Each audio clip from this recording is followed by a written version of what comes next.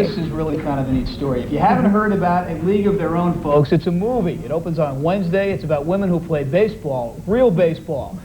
That's unusual, and so is this. It's based on a true story. Does it feel good when you put the glove on? You bet it does. It feels good when that ball hits the glove. She just turned 68 in May, so she's not as spry as she used to be. But Pepper Davis is still pretty handy with the glove and the bat.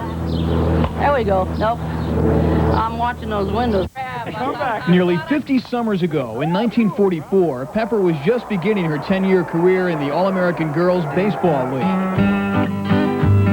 You're looking at all this great old 16-millimeter film. What do you think about?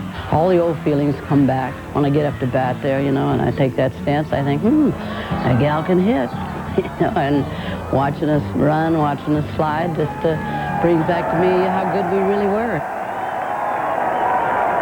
They played for 12 seasons from 1943 to 1954. 10 teams with names like Chicks, Peaches, and Lassies playing in Midwestern cities like Grand Rapids, Peoria, and Racine. In 3 of those years, over 1 million fans turned out to watch players like Pepper and Faye Dancer, who stole 102 bases in 1948. We had a game we had to sell.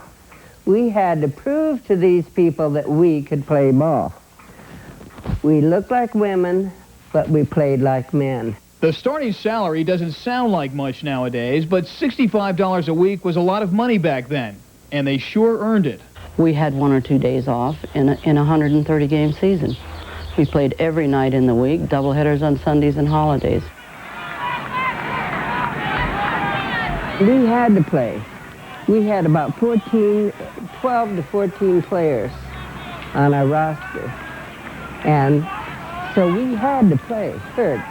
We played in pain at all times in terms of stamina and endurance. Well, I have to tell you, I think we have it all over the major leaguers today. But major leaguers don't have to go to charm school, and when they get out of line, they don't have to worry about chaperones. We were high-spirited, having a lot of fun, and we had all these rules we had to follow, and no time to ourselves.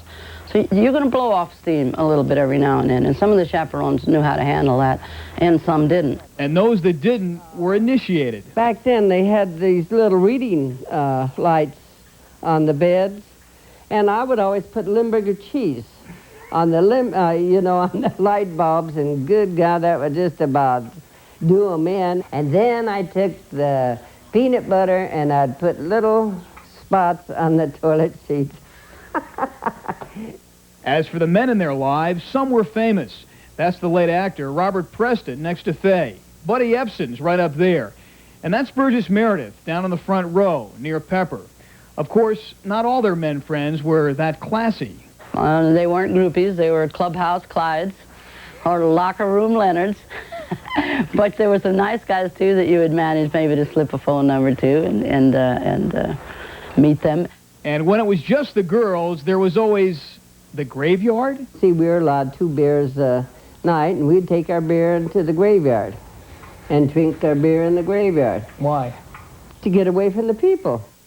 Over 40 years have gone by since Faye had a beer too many in a graveyard or slipped a piece of Limburger on a light bulb.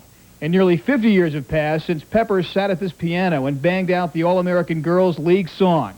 The original words are in her scrapbook, but Pepper knows them by heart. Batter up, hear that call.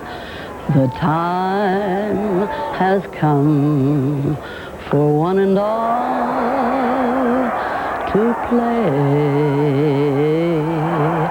ball. Great couple of ladies. Really enjoyed meeting them. And Josh Bradford did a great editing job.